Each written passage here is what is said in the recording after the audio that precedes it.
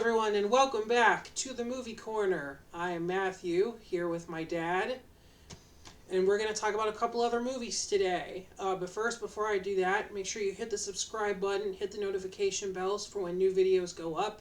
Also, check out my recent releases reviews of Greenland 2, Migration, and Primate, and I'll have a new recent releases up this weekend for The Rip, the new Netflix movie coming out. Today we're going to talk about last year's big horror movie hit, Weapons, and we're also going to talk about the straight-to-demand film, The Girl in the Pool. So, have you heard of either of these? I've heard of The Girl in the Pool, yeah. By the way, I liked your video about primates. Oh, thank That you. was good. Definitely makes me want to see it a little bit more, too. Okay. Yeah. So you heard So of what was the Girl other in one? What was the first one? Weapons. Weapons, no. No? Okay, well, let's start with The Girl in the Pool, since you've heard of that one. All right. Okay, so what do you know about this movie? Nothing. Well, how'd you hear about it? There might be a girl, might be a pool. I don't know. I must have seen reference to it somewhere. Okay, well, I don't know where. so this movie was straight to demand, I think. And this was sort of marketed as like Freddie Prinze Jr.'s comeback to movies. Sort of like, because he's been absent for a while. I mean, he did pop up in something last year, but before then, it's been like since the early 2000s since he's been in something, probably. The Scooby-Doo, right? I think so. Where I remember him from. Yeah, that might be one of the last things he did, actually. So I was like, okay, well, I'm curious because this was like supposed to be his, maybe not a comeback movie, but like his return to movies, and it's a thriller and a mystery. Okay, sure, that's fine. I'll say this: 10 minutes in, I needed alcohol to watch the rest of it. Oh, okay, because it was bad. Yeah, it was. Okay. It was not even so bad it was good. It was just so bad it was bad. So, where do I even start, man? Okay.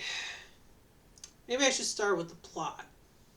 So the plot of the movie is, Freddie Prinze Jr. plays this family guy. He's got a wife, he's got kids, but he's having an affair with his mistress. And then he finds his mistress dead in the pool. Okay. And hides the body. Okay. Somewhere around the house.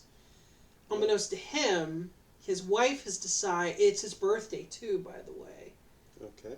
And his wife has decided to throw him a surprise party. So now there's all these people in his house and around his house.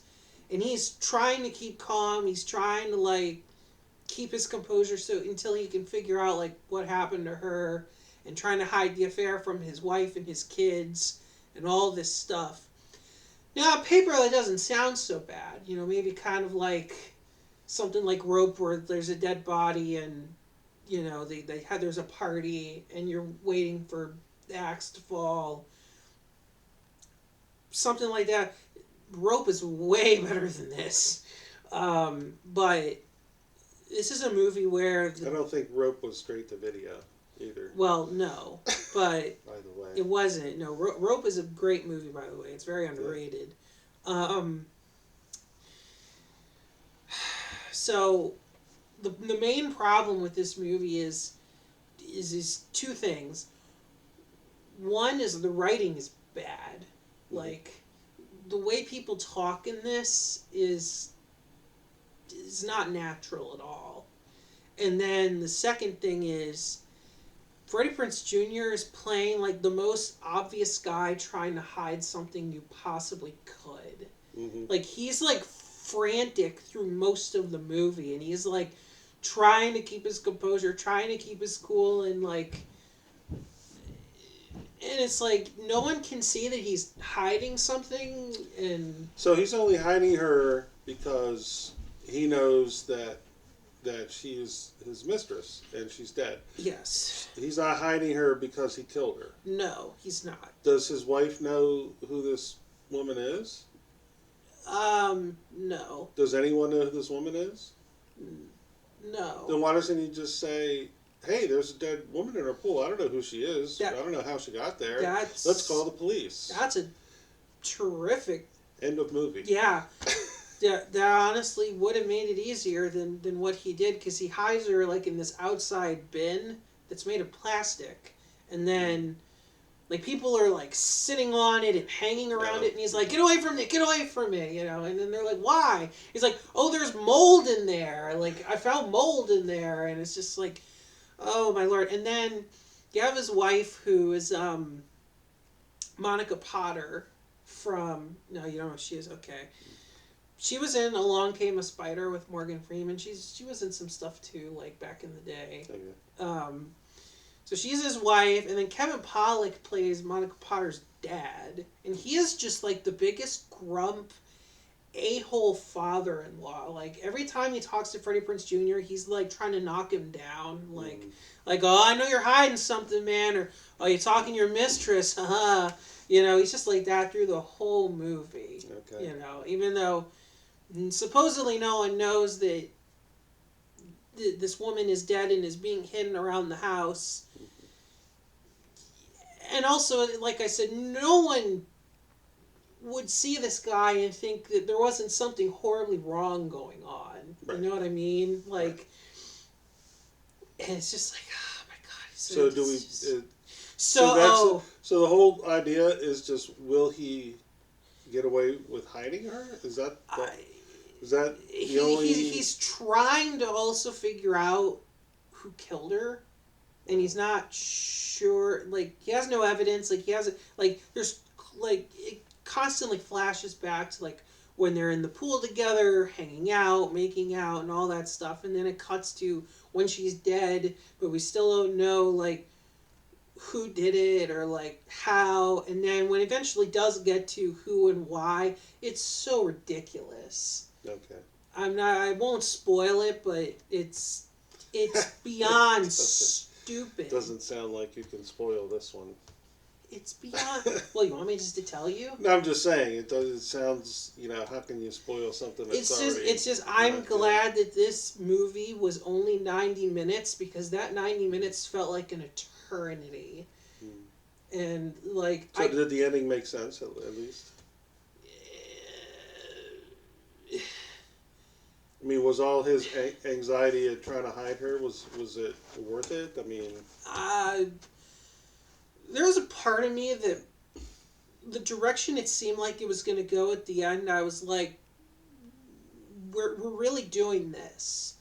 And then instead it changes to something else at the end. And then I was like, okay, well, I guess we're done here.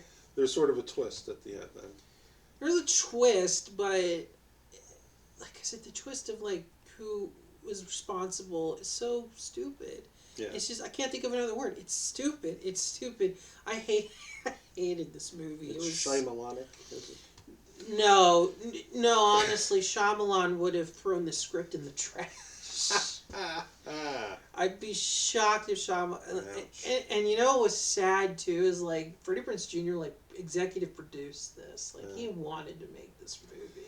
And I'm just I guess it is what and it is. And this doesn't even feel like a throwback to like an early 90s or late 80s thriller of this kind. It's just a bad straight-to-demand movie. Like, it's just bad. Oh, and I should also tell you about the annoying friend characters he has in this movie, like, from his work. They're, like, supposed to be in their 30s, probably their 40s, and they're talking like, "Yeah, bro, we're gonna get lit today. I'm here to get drunk. Take a hit of this, man. It's a birthday hit. And I'm just like, who talks like this at 30 or 40? Yeah. Nobody does. Ah, okay. God. All right, so not anything I want to use any time on. Good enough. I just need a second. Oh, God. Well, get on to something better then. I will. The second one is better? Oh, leaps and bounds way better. And it's a good movie. So, all right. Jesus Christ. The Girl in the Pool. Skip it if you want. You can check it out and see if it's your thing, but honestly, I would just watch Fatal Attraction or Basic Instinct instead. Those movies are better in that vein of thriller than this was. Okay. Okay. So the next movie I'm going to talk about is Weapons. So you also know nothing about this movie, right? No, never even really heard of this one. Well, remember, this one was nominated at the Golden Globes for one of the actresses' performances, and it was also up for the... Last year? Yeah, last year. Well, like, in the 2026 Golden Globes, Right. it was year's- nominated right. this year. Yeah. So it just came out last year. Yes. Okay. So this is a horror movie and mystery thriller sort of thing. It's got a lot of really good people in it, and I'll get to that in a second. But the plot of Weapons is that there's a mass disappearance of children from this one classroom. They all disappeared and like ran out of their homes at 2:17 in the morning, and they disappeared. Okay. No one can find them. So there's a lot of, and we're following different characters affected by this disappearance, this mass disappearance, different ways. Obviously, the public is outraged. They want answers. So first we follow the teacher of the classroom, played by Julia Garner, your girl from Ozark. Okay. And she's, of course, the scapegoat. Everyone's like, what did you do? What have you done? What were you doing in the classroom with the kids? And she, like, someone paints witch on her car, you know. Okay. Like, they think she has something to do with the disappearance, and she is trying to figure it out, too, so she can obviously clear herself of what happened. And so we follow her. Then at another point in the movie, we're following a dad of one of the kids, played by Josh Brolin. Okay. And so he's also trying to figure out what happened, and he's sort of like he's not working. He's like spending all his time trying to solve the mystery. So people are trying to figure out what happened. We follow a cop who's also on the beat. Yeah, you get the idea. So we have all these characters trying to figure it out, and then at the point the stories do intersect at different points, and we see like certain things from like one person's story we didn't see because this other person was in their story. You know what I mean? Like Sort of, yeah. well, so it's like the Julia Gardner story, we see hers, but then like for the cop, we see a couple things with them that we didn't see in her story when they were together in her perspective. Okay. And so there's all that stuff. And eventually, it does get to how the kids disappeared and what is responsible for it. And it is creepy. Okay. And something I haven't seen Kind of before. like supernatural, creepy. It is supernatural, but there's a driving force behind it. There's a human driving force. There's a human driving force behind it. And so, and it is really creepy, and the resolution is pretty good, I think. Kind of like how we were talking about The Long Walk. You were like, oh, I don't think I'm, like, there's no greater resolution. The resolution in this is great. Okay. And I won't spoil what it is, but it was definitely like, I kind of couldn't help it, because, like, there's so much stuff that happens in this movie. So many people are tortured by what's going on, and, like, they don't know what's behind it and everything. And, like, so, like, when it does eventually get to the ending, I was like, yeah, no, this is pretty satisfying. If I had any critiques, there's one character we follow later on in the movie. And when we do, their story definitely, it is well done, and it is creepy, but it did raise a few questions about the logistics of the disappearance, if that makes sense. Okay. So potential plot hole somewhere? no, not really plot holes, more just questions, like, wait, like, no one questioned this, or No one thought about that. Like, there's a little bit of questions I had, and then at the end, it starts out like there's gonna be an epilogue where there's like a narration that comes in and like says what happened after the resolution, but then it just stops. And I was like, oh wait, there's more characters I want to know, like what happened with them after this, and they didn't get into that. But I guess maybe that they're just like, well, we've already wrapped up, so we don't need to. And I was a little bit like, you could have explained a little more. But other than that, like, it's a solid movie, and it is creepy, and it is pretty original, I think, Yeah. in terms of horror. Because this did pretty well last year. I think this was like one of those movies that came out, was number one at the box office for a little bit, kind of dominating at a time in the summer when there's maybe a couple weekends there wasn't much else out that people hadn't already seen. Okay. And all the actors are really good in it. Like I said, I mean, Juliet Gardner, Josh Brolin, Benedict Wong, Alden Ehrenreich. Yeah, a lot of really Amy Madigan. A lot of really good people in this movie. Okay. And Amy Madigan was the one Yeah, I remember. who was nominated for her she was performance, and nominated. she's very good in it. Yeah. She's very good. I won't say who she plays, but she's very good. Okay. Yeah, well, that sounds like something that I probably would watch, for sure. Yeah, I would definitely recommend it. I mean, also, I guess if I had one more critique, it would be there is a dream sequence in the movie that Okay. kind of I didn't think it really needed to be there. Yeah. Well, I was going to ask you about that because, a lot of times in these kinds of movies, like there's something superfluous, like a love story that just doesn't need to be there, but there's a dream sequence. Well, it kind of makes sense why it's there.